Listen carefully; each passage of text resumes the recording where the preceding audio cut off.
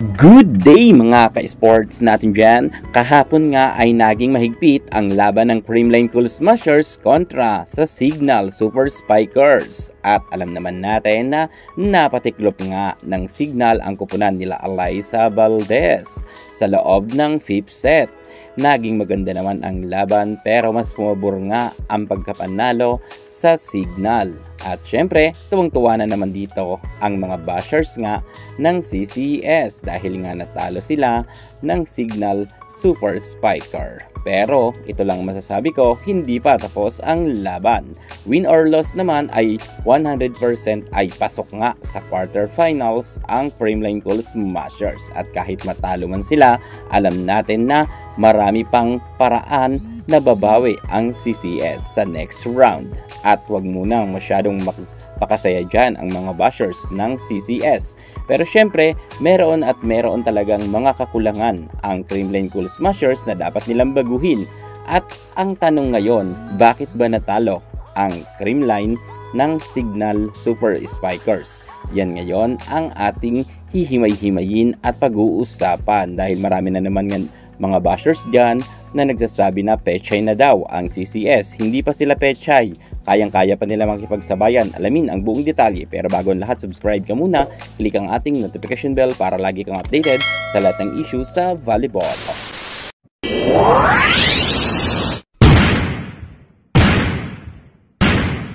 Creamline Cool Smashers. Napaghandaan ng husto nila Roslyn Doria, Vane Gandler, Jacqueline Acuña at ang import nga nila ay humataw rin. Maging ito ngang si Ordiales ay naka 9 points at si Santos naman ay naka 8 puntos. At alam nyo ba na 4 na players ng Signal Super Spikers ang pinagtulungan nga si Courtney Xuan. Yes, 4 nga ang nagkaroon ng double digits pagdating sa Signal Spiker. Samantalang pagdating nga sa CCS ay wala halos nagkaroon ng double digits. Maliban nga lang kay Courtney Xuan na kung saan ay humataw ng husto.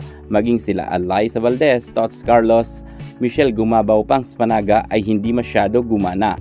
Tinrabaho naman ito ng gusto ni Courtney Xuan na nagkaroon nga siya ng 25 big points. Kaisa-isang player ng Creamline na nagkaroon ng double digits. Kung kaya kahit hataw na hataw nga itong si Xuan ay hindi nga nila naitawid ng pagkapanalo. Bagamat inabot nga ito sa 5th set dahil nagsumikap naman itong si Courtney Xuan na ipanalo ang 2 set pero kinapos nga sila dahil wala masyadong katulong itong si Courtney Xuan. Bakit natin nasabi?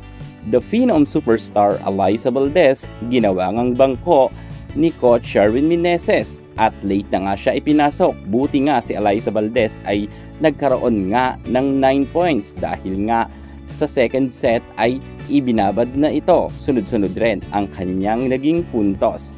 Pero ang 9 points na yan ay hindi nga sumapat para matawid nila ang pagkapanalo sa 5th set. Medyo nakulangan nga ang mga fans ni Valdez kay Coach Sherwin Meneses dahil hindi nga masyado naibalasa at late na ipinasok si Valdez.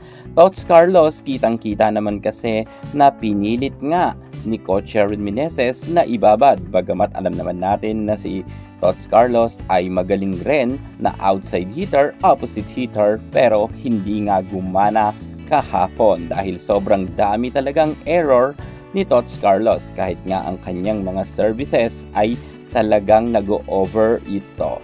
Pero ipinilit nga si Kaloy na ipasok. Mukhang hindi maganda ang gising nga ni Tots Carlos kahapon at kita natin na sunod-sunod rin ang kanyang nakukumit na error.